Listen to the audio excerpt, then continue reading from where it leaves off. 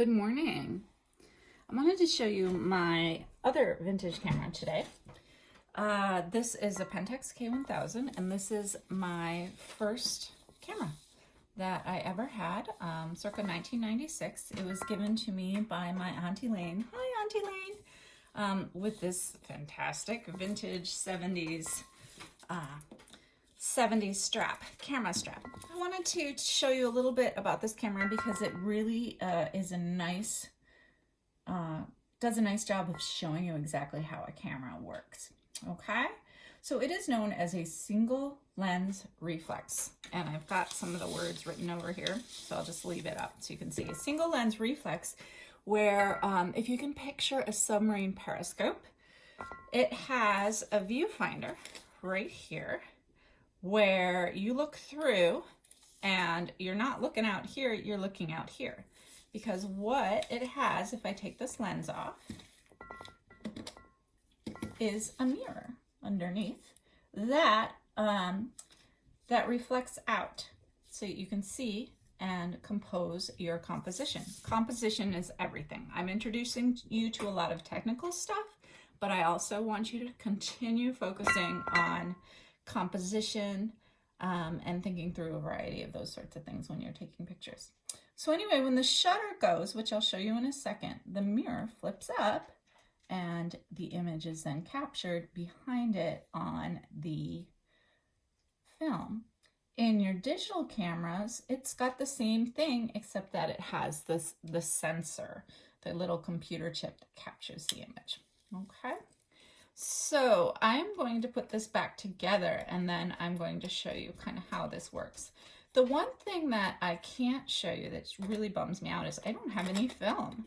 I even put out an I'll call to friends. I shoot with medium format when I am working with film.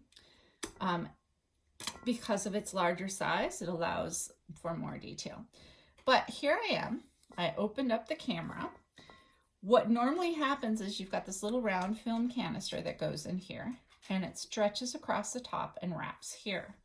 The canister is light safe so that when you begin stretching it across, nothing is exposed to light.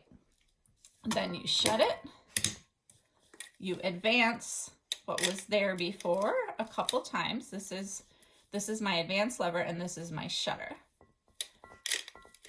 You do that, and then now you know that whatever has advanced and circled around here has not been exposed to light, which then allows you to take the picture.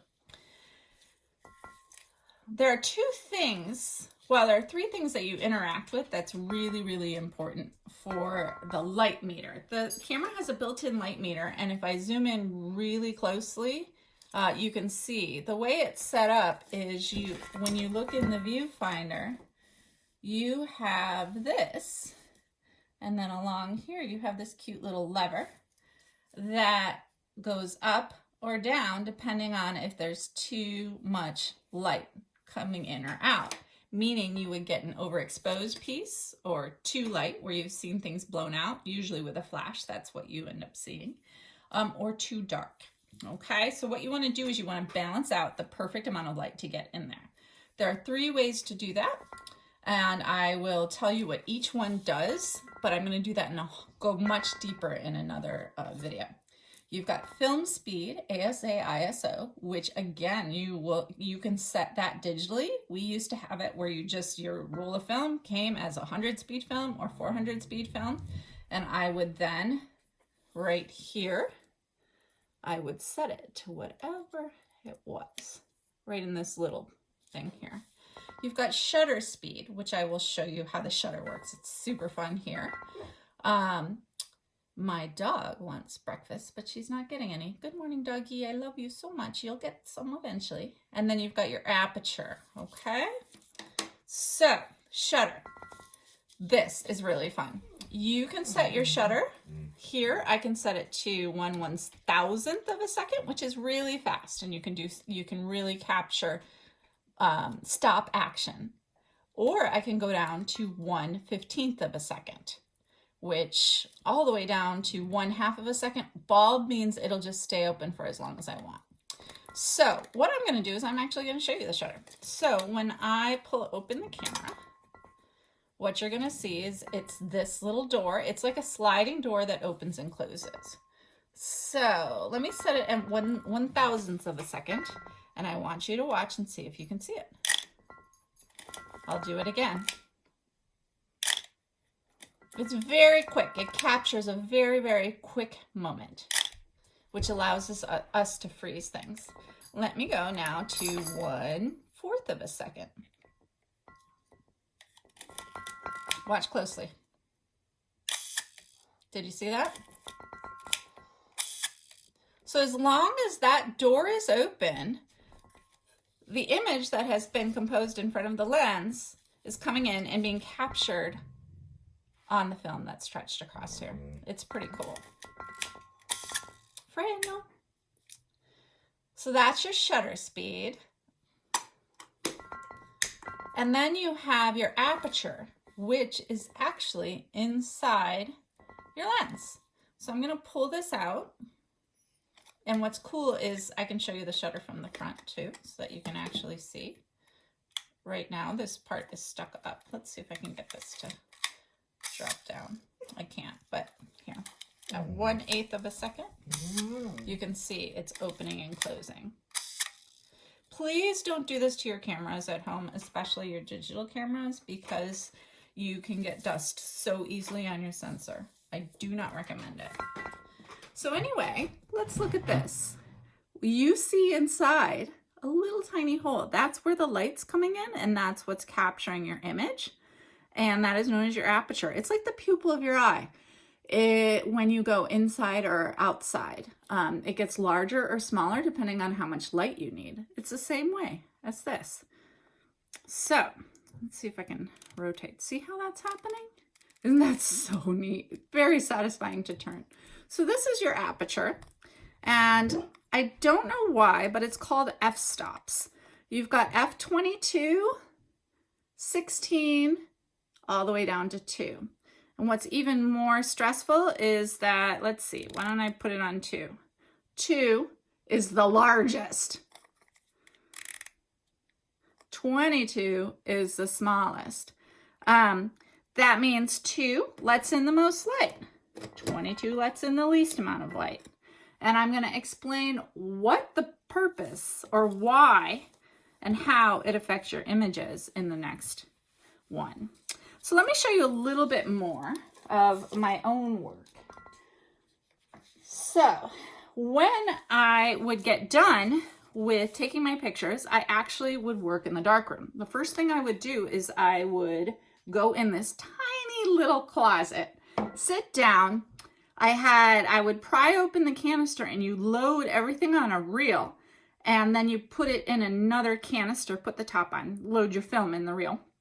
And it is a light tight canister that has a little top that you can pour stuff into so that you can process your negatives so that they aren't light sensitive. So I'm going to move this stuff over here and I'm going to just start with this. So these are my negatives. It comes out as a long skinny roll that was in the canister, and you can cut it up into small pieces.